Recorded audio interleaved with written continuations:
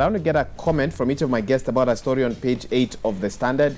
EACC detectives raid former governors' homes in operation. Now, we've been hearing, and there's been some sort of rumors that EACC could be going for some, and they've talked about governors, former governors as well, sitting governors, and this could be the start of that. Former Nandi Governor Cleopas Lagat was among people whose homes were raided by anti-graft agency detectives.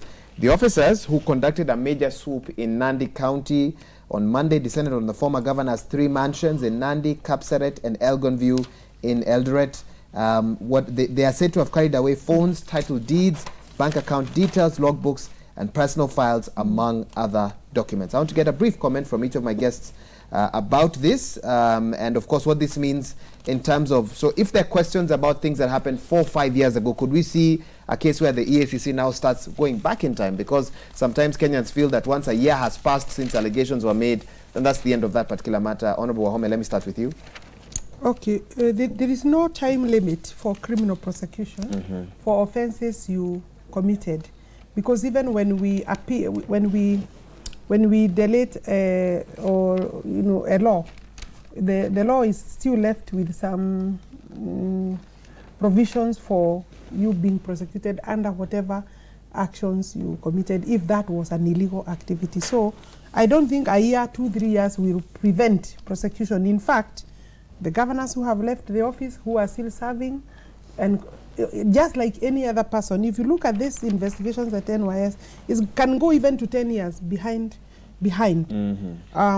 Of course, when you reach the court, you have to really have a very big standard of proof why there was that delay, because also justice delayed is justice kind of denied. But that normally applies more so when you have reached the court, not before, because you may have not reached the court because you are also interfering with investigations, or there were people protecting you, and then so therefore there was no way investigations could be completed. So therefore there is no bar to prosecution under criminal law. So no former governor should sit safe if there were questions. Safe, thinking because now I'm in term 2. In fact, now it's easier for the prosecution in terms of political goodwill. But also, you see, the governors are serving their last term, and their influence is going to start dwindling. And they might also start, and I'm not having any governor in mind, it's possibility of looting, because you may not be, you are not going to be in the next office, whichever way, because the Constitution doesn't allow.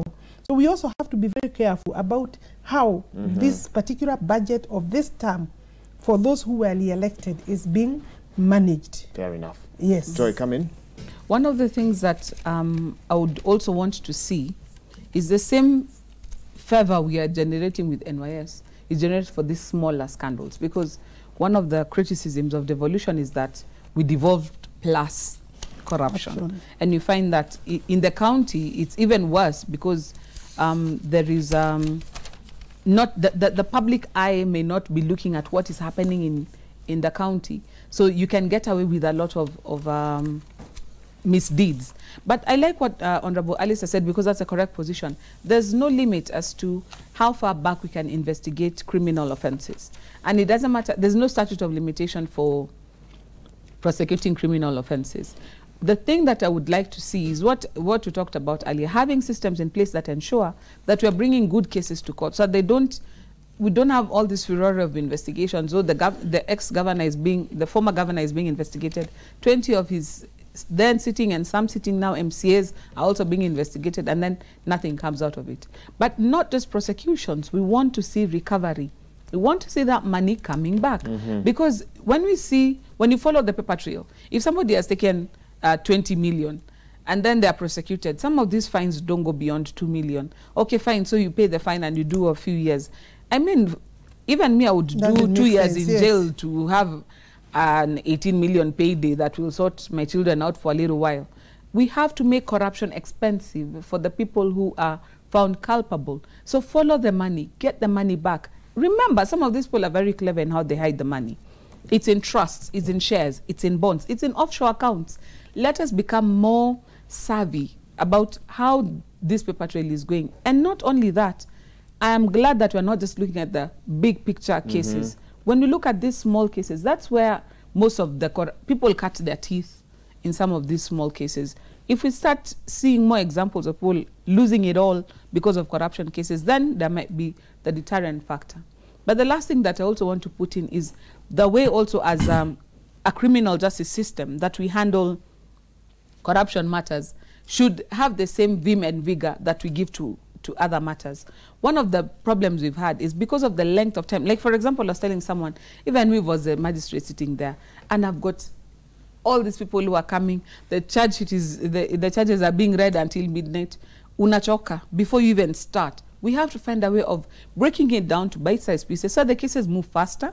You're able to prove your case easier, because when we make them so complicated, I mean, if somebody is coming for stealing, it's just two people standing in the dock, the evidence is direct, conviction is easy to secure. When it's made too complex, it becomes more difficult to prove.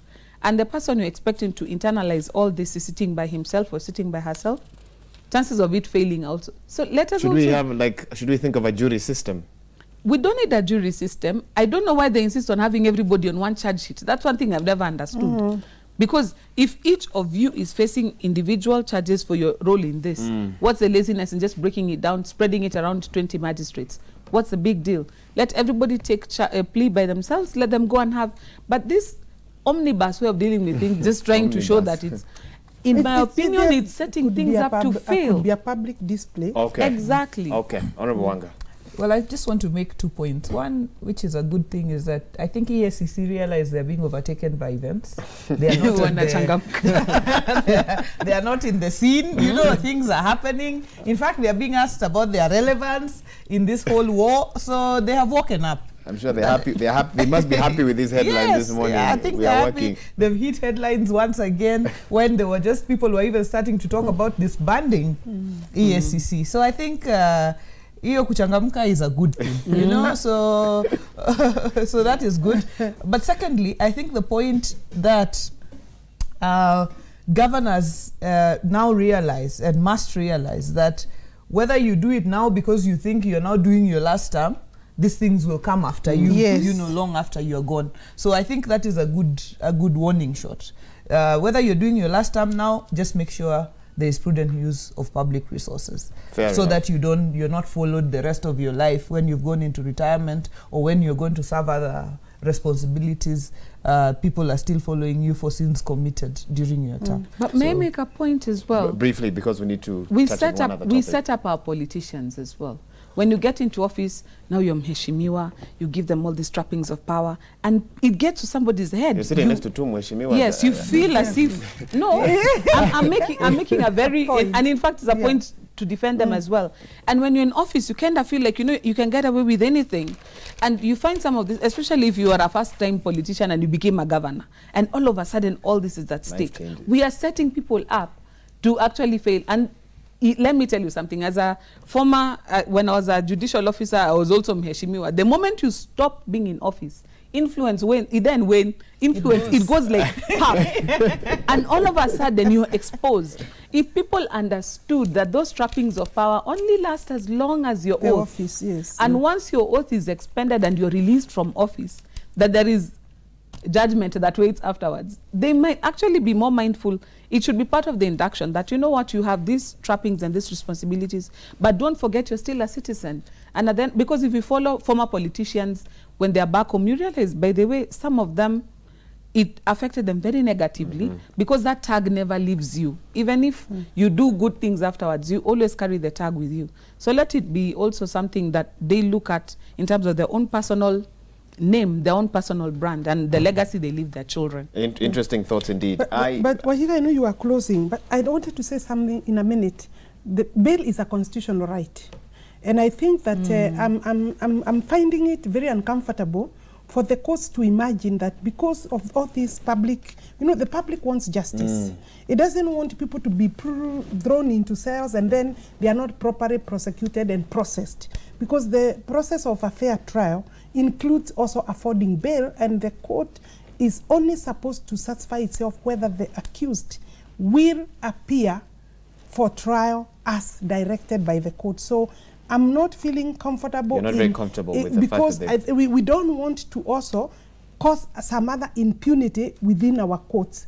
These people can put, bail bonds, cash bails and all that, but ensure if those who can disappear, their passports are detained by the courts, all these manner of things. But this show could also backfire on the courts, because once the results are not seen, you see now the public knows now that has happened in the court. So I think they should be processed and afforded bail, because this is actually a bailable offense. If the investigations are complete, there is no need of holding people, because that is another blow to very basic fundamental right to fair trial. In fact, one of our guests here yesterday said that you'd rather make the bail very high, but still allow them that opportunity rather than... But also you can make it high with the intention of denying them the right to bail. Okay. And I think that also is wrong. It's wrong. Yeah. You actually are supposed to give bail that is affordable, so that their freedom is not interfered with.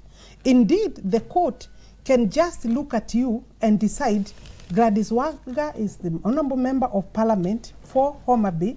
She doesn't need to deposit any cash bail or anything, as long as herself will satisfy the court that she will be available. Bail is a right. It's a constitutional right. Okay. Okay. That has come out quite strongly.